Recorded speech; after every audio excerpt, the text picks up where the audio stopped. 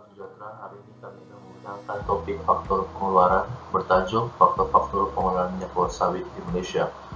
Ahli kumpulan terdiri daripada Muhammad Amir Faiz bin Hamdan, Muhammad Ali Farhan bin Zamri, Beron Tony, dan Muhammad Zarul Irfan.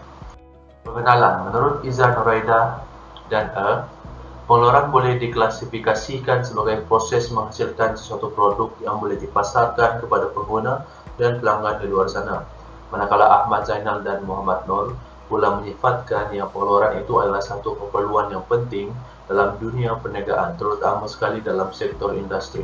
Secara asasnya, pengeluaran ini adalah sebuah proses penghasilan output daripada input dalam sesebuah industri. Minyak sawit di Malaysia juga menjalani proses pengeluaran ini. MPOP 2020 mencatatkan jumlah pengeluaran minyak sawit yang agak tinggi disebabkan oleh permintaan daripada negara-negara pengimport minyak meningkat. Terdapat 4 idea atau situasi pengeluaran minyak sawit semasa, iaitu ekspor minyak sawit Malaysia meningkat, minyak sawit Malaysia masih bergantung kepada Indonesia, India kembali membeli minyak sawit Malaysia selepas krisis dengan Tun Dr. Mahathir, dan yang terakhir, negara pengguna minyak sawit Malaysia yang baharu. Ekspor minyak sawit Malaysia meningkat.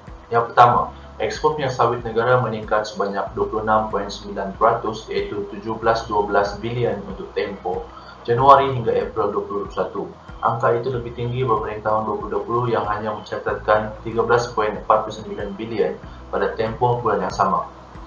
Yang kedua, Malaysia memfokuskan kepada industri ekspor minyak sawit kerana ia adalah salah satu penyumbang terbesar dalam pengeluaran dalam negeri kasar KDNK Malaysia, iaitu kira-kira 80 bilion setahun.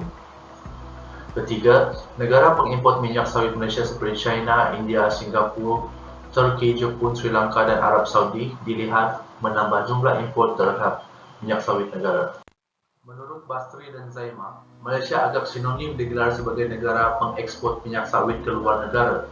Tapi hakikat sebenarnya Malaysia perlu akui adalah Malaysia turut mengimport sawit dari negara luar bagi menampung jumlah permintaan minyak sawit yang tinggi.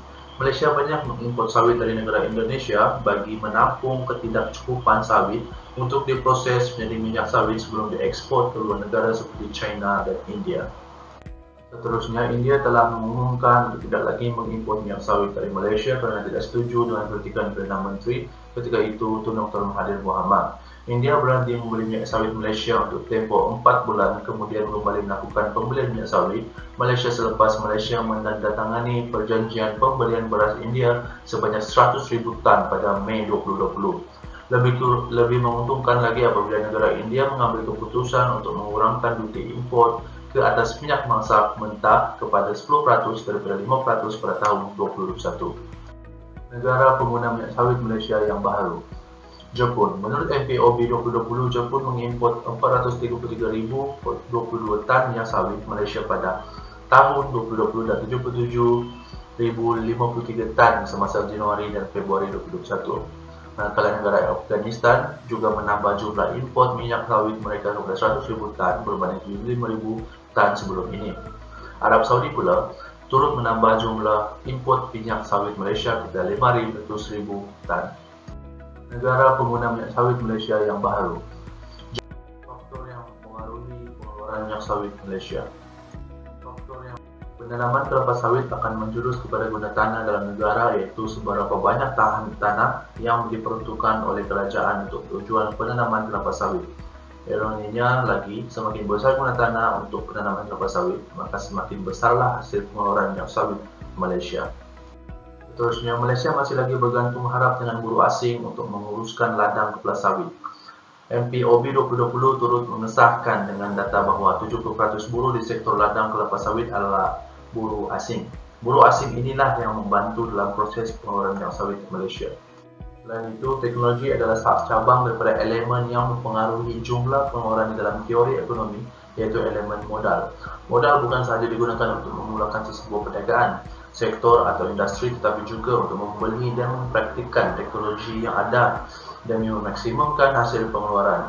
Penggunaan teknologi seperti kultur susu, jujukan genom dan kejuruteraan genetik telah melonjakkan penghasilan sawit sebanyak 8 hingga 10 tan per hektar setiap tahun dengan polasan ladang kelapa sawit yang sama. Malaysia juga menjadi negara pengeluar kedua terbesar di dunia selepas negara Indonesia dan merupakan sektor utama dalam menyumbang sebanyak 5% kepada hasil ekspor negara.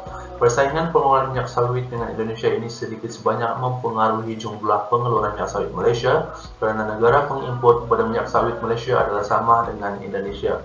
Oleh kerana persaingan itu, Malaysia banyak menjalankan kajian dan R&D demi memastikan keluaran minyak sawit Malaysia adalah lebih berkualiti berbanding dengan pesaing. Cadangan meningkatkan pengeluaran minyak sawit Malaysia. Seperti mana yang dicadangkan oleh kerajaan bahawa guna tanah untuk penanaman kelapa sawit akan dihadkan maksimum 6.5 juta hektar menjelang tahun 2023, maka Malaysia perlu mencari alternatif guna tanah yang lain selain dari dalam negara.